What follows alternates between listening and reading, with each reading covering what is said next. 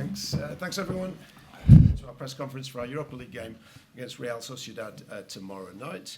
We have Ruben Amorim and Patrick Dorgu. Please identify who your question is for.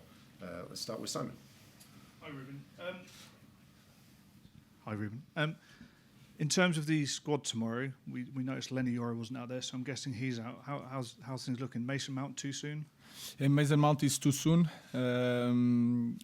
Len is out. Harry Maguire cannot play this one, but I hope to have him for Sunday. Manu is on the squad, and I think there is no one returning. Is Lenny a long-term thing? Or? No. It's not a long-term, but he cannot play this game and the other game. Just wanted to ask as well, the stadium plans were unveiled yesterday. What did you make of them when you saw them and the project this club has? It's an amazing stadium, like should be, but it's in the future, 5 years from now. So we have to focus on the present, and I'm really excited to win things in Old Trafford. That is our focus. Ruben, Simon Stone, BBC.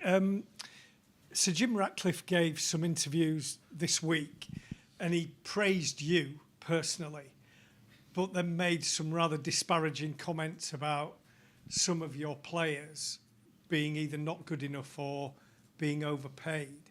First of all, what's your reaction to what he said? And secondly, how do you go about dealing with that when there's such big comments to the players in the dressing room? I think if we being not honest, in this moment, everybody, me, all the players, we are underperforming this season. So we can always change that. So I include myself in that part of underperforming. And you are talking about players like Casemiro, for example, that won everything. And we know that these kind of players can play so much better. So that is the focus, and he was honest on that. So the focus is to change his mind and to change all the people's minds. Do you have confidence the players will have that attitude? They will have heard those comments as well. The likes of Casemiro, they will go out and try and prove the owner wrong?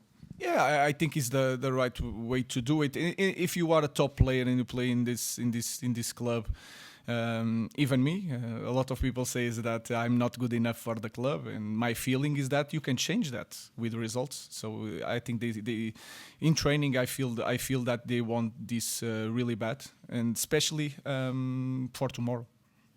Paul. Hi Ruben. Another thing that Jim Ratcliffe was speaking about was his relationship with you. He said you quite often have quite frank conversations between yourselves. Can you just give us a bit more insight into that and what your working relationship is like with him? It's really good since day one. I think we are really blunt and honest with each other. It's a little bit the character. We are quite similar. That I always felt the support of the board, and especially from Sir Jim. I cannot tell you the conversations, but are a simple conversation, clear conversation, and honest conversations. James.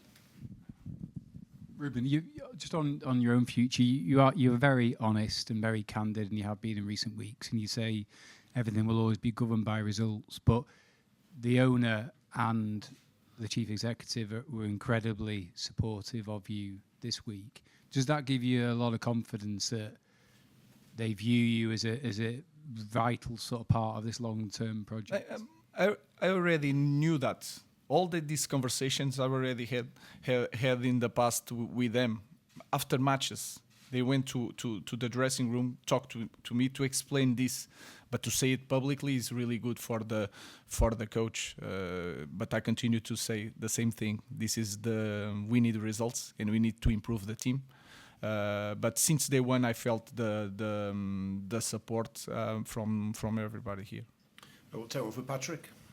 Beth. Hi, Patrick. What was it about Ruben Amorim, his system, and Manchester United that made you want to join? Yeah, obviously I saw Ruben in Sporting before he came, and I could already see the ideas he had. So it's a very attacking system, and I would like to get in the box and score goals, and obviously also defend. On your first game, you played on the right side for Manchester United. You've played on the right, you've played on the left. Which side do you personally prefer playing on? I don't have a preferred. It's just it's the boss that takes a decision, and I'm comfortable playing on both sides. And then quickly, Ruben, to you as well. Sir Jim recently spoke and he said that Manchester United would have run out of money by December 2025. Based on results this year, clearly there's investment needed in the squad. Are you confident, with other top teams probably going to spend over 100 million, Arsenal have got them plans this summer, that you'll have the money to invest in your team to compete at the highest level? We have a clear plan to address next season. Of course, we have Europa League also, and you can reach Champions League. We never know. It's far from this moment, but you never know. It can change the preparation for next season.